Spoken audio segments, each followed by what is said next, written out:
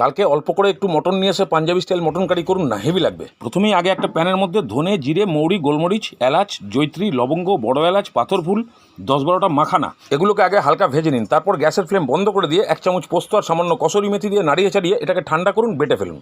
এবার ধনেপাতা, আদা, রসুন, কাঁচা লঙ্কা আর সামান্য নুন দিয়ে জল দিয়ে এটাকে একটা পেস্ট বানিয়ে ফেলুন। এবার 1 কিলো মটনকে ম্যারিনেট, পরিমাণ মতো নুন, হলুদ, আদা রসুন বাটা আর 100 গ্রাম দই দিয়ে ভালো করে মাখিয়ে রেখে দিন। এবার একটা কড়াইতে তেল গরম করে জিরে, তেজপাতা, ছোট এলাচ, বড় এলাচ, দারচিনি দিয়ে পেঁয়াজটাকে দিয়ে দিন, ভালো করে লাল লাল করে ভাজুন। তারপরেই আদা রসুন ধনেপাতা বাটা দিয়ে দিন, ভালো করে এটাকে ফ্রাই করুন। তারপরে হলুদ গুঁড়ো, কাশ্মীরি লঙ্কার গুঁড়ো, জিরে গুঁড়ো, ধনে গুঁড়ো, ঝাল লঙ্কার গুঁড়ো আর সামান্য গরম জল দিয়ে মশলাটাকে ভালো করে কষান। যখন তেল ছাড়তে শুরু করবে তখন মাংসটাকে দিন। এবার এটাকে হাই ফ্লেমে 10 মিনিট ভালো করে কষান, দেখবেন মাংস থেকে জল বেরোতে শুরু করেছে। ঠিক এই সময় আগের ভাজা মশলা 2 চামচ আর পরিমাণ মতো নুন দিয়ে গরম জল দিয়ে সেদ্ধ করতে বসি। পুরোপুরি সেদ্ধ হয়ে গেলে ওপর থেকে ধনেপাতা কুচি আর গরম ঘিয়ের মধ্যে ওই আগের ভাজা মশলা আর সামান্য একটু কসুরি মেথি দিয়ে নাড়িয়ে চাড়িয়ে দিয়ে দিন মাংসের মধ্যে। এবার খেয়ে দেখুন কত মজা, কিন্তু আফসোস একবেলাতেই করাই মাজা।